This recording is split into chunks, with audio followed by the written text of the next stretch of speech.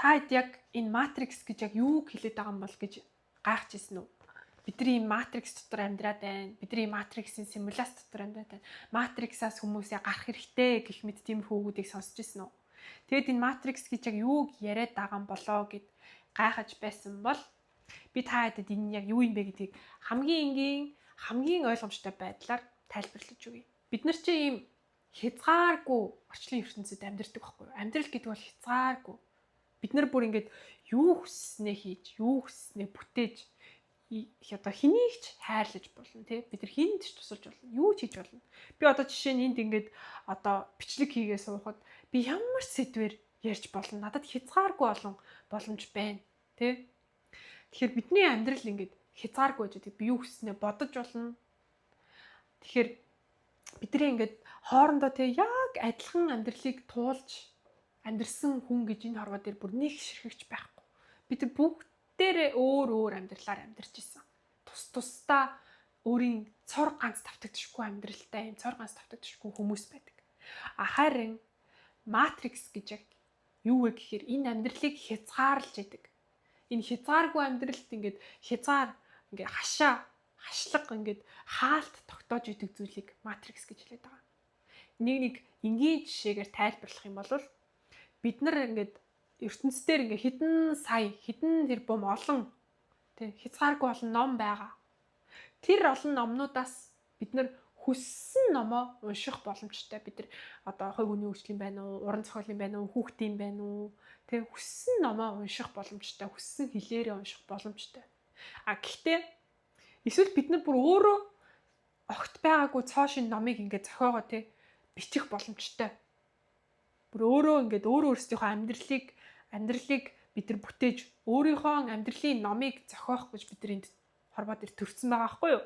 Гэтэл матрикс болохоор нэг юм маш зузаан 10 бот ийм матриксийн амьдрал гэдэг ийм нэг ийм одоо 10 бот зурвал ийм ном байлаа гэж бодъё. Тэгээд ингээ хүн болгонд энэ 10 бот номыг л унш. Зөвхөн энэ номыг унш, зөвхөн энэ номын дээр бичсэний дагуу амьдр гэж ингэж номлож идэг. Хүнийг ингэж хязгаарлаж идэг, хашиж идэг зүйлийг матрикс гэж нэрлэж байгаа байхгүй. Зөвхөн мөнгөний араас яв. Зөвхөн офисын корпорацийн ажил хий. Зөвхөн карьер хөө. Зөвхөн бизнес эрхэл. Зөвхөн маш их мөнгөтэй, маш их орлоготой, маш их одоо дагагчтай, маш олонний танил алдартай хүн болох юм бол тэр бол амьдралын утга учир. Тэр бол хамгийн сайхан амьдрал. Тэр бол success. Тэр бол амжилт гэж ингэж номлож идэг тийм. Тэгэд энэ одоо матриксийнхаа одоо энэ 10 бот зохиолыг бид нарт ингээд хүчээр тулгаж уншуулдаг. Тэр нь яг юу яаж вэ гэхээр бидний ингээд төрсэн цагаас зурагтаар гарч байгаа кино, хүүхэлдэйн кино, одоо сонсож байгаа дуу хөгжим, боловсрол, эрүүл мэнд, шинжлэх ухаан гэх мэт ингээд амьдралын байж болох ингээд бүх салбарт матрикс ингээд хязгаарлалт тогтоочихсон байж идэг. Тэгэл яг энэ стандарт зөв. Яг энэний дагуу л амьдрах хэрэгтэй гэдэг ингээд нэг юм хязгаар тогтоод. Тэгээ бид нар ингээд төрсэн цагаасаа тэрийг ингээд зурагтаар, тий, радиогоор, сонингоор, номоор тэгээд одоо дуу хөгжмөөр ингээд авсаар хагаад за тийм л юм байна. Одоо эрэгтэй хүн ингээд эрэгтэй үний дуулж байгаа юм хипхоп дуунууд те олон эмэгтэйчүүдтэй ингээл мөнгө цацаал хажуудаа ингээл эмэгтэй үний бүх салгадаал тэгэд байж ивэл эр хүний жаргал юм байна гэдэг чинь ингээд тиймэрхүү юмнуудыг сонссоод үзсээр байгаа л тийм сурч авч байгаа шүү дээ. Тэгэхээр хүүхд хизээч тийм юм ингээд үзэж байгаагүй харж байгаагүй сонсож байгаагүй өссөн бол яг тийм юм дуртай байх уу? Бид нар ингээд үзэж байгаа юмараа л тарих маань ингээл тэжээгдэл тэр зүйлдээ ингээд дуртай болж том болоод тэргээр амьдарч байгаа шүү дээ. Тийм болохоор матрикс гэдэг бол ингээм амьдралыг хязгаарлаж идэг зүйл. Матриксаас гарна гэдэг нь өөрөө эрх чөлөөтэй энэ матриксийн номлолын дагуу ингээд тэр зүйл одоо тэр мөнгө, алтар нэр, карьер, тэр одоо олон дагагч гэдэг ч юм уу тийм юмны араас хөөцөлдөхгүй ингээд яг эрх чөлөөтэй. Тийм юмны араас хөөцөлдөж болно. Гэхдээ тэрний араас ингээд тэр байхгүй байгаагийн төлөө шаналлах биш байхгүй юу? Тэгэхээр ингээд энэ матрикс гэдэг зүйл нь одоо яг Америкт юу яадаг штэ кино мэнд гардаг штэ American Dream гэл. Ингээл нэг юм том хаустай эхнэр хүүхдүүдтэй нохоотой том машинтай байвал тэр ингээд нэг амьдралын одоо зорилго American Dream биелсэн гэсэн үг гэдэг. Тэр чинь ингээд нэг юм тарих угаалтай байгаа байхгүй юу? Бидний ингээд төрсэн цагаас ингээд тарих угаагаал ингээд мөнгөтэй л явах хэрэгтэй байна, мөнгөний араас л явах хэрэгтэй байна, мөнгөтэй л явахгүй бол болохгүй маань гэд. Тэгэд бүр ингээд нийгмийн системээ хүртэл яг ингээд тийм болгоод ингээд мөнгнөөс 100% хамааралтай амьдрахын тулд заавал ажил хийдэг. Заавал мөнгө төлдөг. Амьд явахын тулд мөнгө төлдөг. Тийм одоо юм нийгмийн тогтолцоог системийг ингээд бүтээгээд энэ бол амьдрал угаасаа л ийм гэж бидэд бүр итгүүлсэн байгаа байхгүй. Тэгтэл одоо амьдрал угаасаа л ийм биш шүү дээ.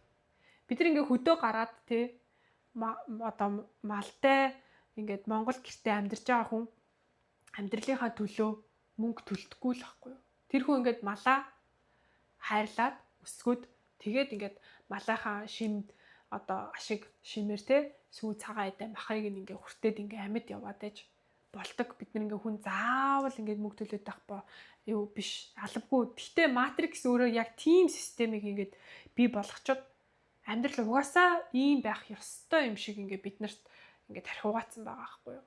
Гэтэл хүн заавал ингээ ийм хот дотор амьдраад байх ямар шаардлагагүй. Тэнгуут ингээ киногоор хотын амьдрал ингээд шоудаад ингээ охид төвгүүд ингээд ганган ингээд ингээл гэрэлцэн гэлэлцэн хувцас өмсөөд ингээд гангалаад ингээ хоорондоо шоудаад ингээ хот дотор машинаар зугаалж авах нь хамгийн гоё гэд ингээд entertainment-аар биднэрт ингээ ойлгуулсан байгаа байхгүй юу. Тэгээ бид нар ингээ хүүхэд байхдаа тэрийг ингээд юу ч мэдэхгүй цагаан цаас үзээд тэрэнд нь итгэцэн байгаа байхгүй юу. Гэтэл амьдрал гэдэг чинь ерөөсөө нэг тийм одоо эд материалаар тодорхойлогдох зүйл биш байхгүй юу. Амьдрал гэдэг чинь хязгааргүй. Бид нар бүр ингээд юу хүснээ хийж, юу хүснээ бүтээж ингэж байх боломжтой байтал. Тэгээ одоо бүр ингээд сошиал медиа гэдэг зүйл нэмэгдсэн. Сошиал медиагаар бидний ингээд хүүхдүүдийн, дүүнэрийн, бидний ингээд тархийг угаагаад чи энэ нэг одоо гоо сайхны стандартад нийцэх ёстой. Чи юм гоё ярстай байх ёстой, гоё биетэй байх ёстой.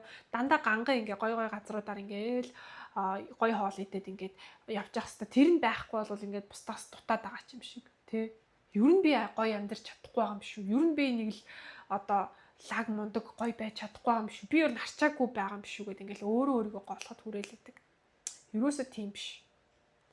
Тэгээ энэ ингээд зүйл бидний амьдралын бүх зүйлд ингээд шингэцсэн байна. Бид нар ингээд эндээс энийг олж харснараа энэ матриксийн нөлөөнд автахгүйгээр амьдрах боломжтой. Хүүхдүүдээ энэ матриксийн ийм нэг юм боолын тийм чи ерөөсөө л ингээд хүнийг яг боол чигээр байлгах тийм одоо хөтөлбөр байгаа аахгүй. Тэгэхээр энэ хөтөлбөрлөө бид нар хөтөлбөрөөс бид нар өөрсдийгөө авч гарахад энэ нэг нийгмийн ийм буруу системийг халахад ингээ хүүхдүүдээ энэ систем рүү ингээд оруулчихгүйхэн шиг ингээд ирээдүй хооч үе аврахад бид нар энэ матрикс гэж яг юу юм бэ гэдгийг ойлгох нь маш чухал байгаа байхгүй. Тийм болохоор би ингээд энэ бичлэг хийлээ. Тэгээ би энэ матриксийн тухай энэ матрикс бидний эрүүл мэнд, шинжлэх ухаан, боловсрол, энэ entertainment гэх мэт ийм том одоо мэдээлэл гэдэг энэ салбаруудад яаж нөлөөлөд байгаа юм бэ гэдгийг ингээд цуврал бичлэг болгоод оруулъя гэж төлөвлөж байгаа. Тэгээд өнөөдрийн бичлэгтээ минь хамт байсан баярлалаа. Би та хэдэд матрикс гэж яг юу юм бэ? Энэ матрикс яаж амьдралыг ингэж одоо хязгаарлаад бид нарыг ингээ эрх чөлөөнөөс минь ингээд боогоод байгаа юм бэ гэдгийг аль болох энгийнээр ойлгомжтойгоор тайлбарлаж чадсан байх гэж найдаж байна. Тэгээд дараагийн бичлэгээр уулзлаа. Баяртай.